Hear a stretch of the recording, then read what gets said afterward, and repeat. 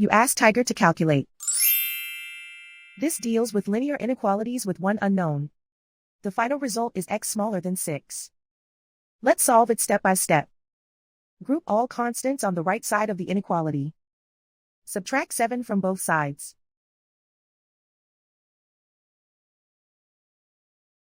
Simplify the arithmetic.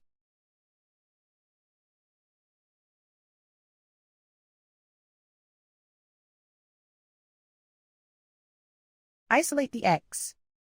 Divide both sides by 2.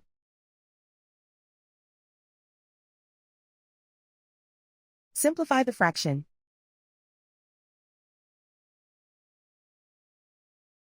Find the greatest common factor of the numerator and denominator.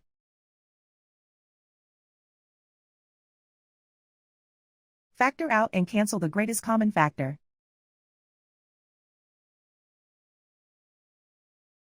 Plot the solution on a coordinate grid. And so the final result is x smaller than 6.